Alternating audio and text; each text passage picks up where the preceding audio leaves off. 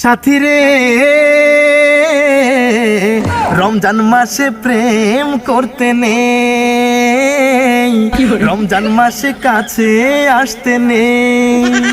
বেশি পাপ করলে কিন্তু আল্লাহ সইবে না, চলো তাই হালাল ভাবে ব্রেকআপ করে দেই।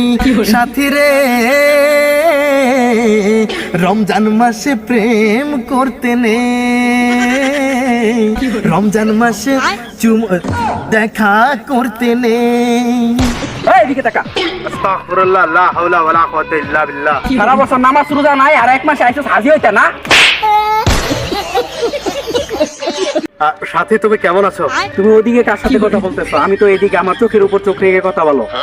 দেখো সাথী, তোমাকে মাফ করো বোন, আমি তোমার দিকে তাকিয়ে কথা বলতে পারবো না। আসলে রোজা রমজান মাস তো। তুমি এখন আগের মতো নাই, আগের থেকে অনেকটাই বদলে গেছো আর আমার সাথে আগের মতো কথাই বলো না। ইয়েস, আমি বদলে গেছি। আমি রোজা রমজান মাসে তোমার দিকে তাকিয়ে কথা বলতে পারবো না। তুমি এটা বুঝো না কেন? এই শুনো, তুমি এদিকে ঘুরে কথা বলো, আর না বললে নাই, আমি চলে যাবো, আমার কাজ আছে। হাই সাথী, তুমি কেন বুঝো না ওগো প্রাণ প্রিয় সাথী আমার? তোমার দিকে তাকালেই তো আমার রোজা হালকা হয়ে যায়। এই যে তুমি আমার পাশেই দাঁড়িয়ে আছো, এতে করে আমার রোজা অনেকখানি হালকা হয়ে গেছে। আমি চাইলেই তো তোমার এই হাতটা স্পর্শ করতে পারি গো সাথী, কিন্তু করব না, কারণ হাত দিয়ে যদি তোমাকে আমি স্পর্শ করি আমার হাতের রোজা নষ্ট হয়ে যাবে, হাতের রোজা হালকা হয়ে যাবে। আমি চাইলেই তো তোমাকে হাত করতে পারি, আমার শরীরের রোজা নষ্ট হয়ে যাবে।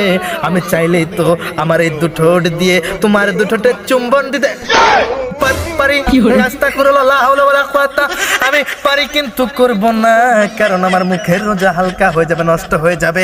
আর সবশেষে একটা কথা বলতে চাই, তুমি মন খারাপ করো না, তোমার দিকে তাকে আজকে কথা বলতে পারলাম না এ কারণে, কারণ আমি যদি তোমার দিকে দৃষ্টি দেই, তোমার দিকে তাকাই, কোনো বেগানা নারীর দিকে তাকালে এটা আল্লাহ পাক সহ্য করবে না, আমার চোখের রোজা হালকা হয়ে যাবে। তাই সাথে তুমি আমাকে রমজান মাসে মাফ করে দিও বোন। ছোট ভাই মনে করে আমাকে মাফ করে দাও। তুমি ঈদের পরে দেখা করো, ঈদের পরে এসে আমি তোমাকে আবার একটা নতুন করে ওয়াজ শুনে পটিয়ে নিয়ে বিয়ে করে নিয়ে বাড়িতে চলে যাবো।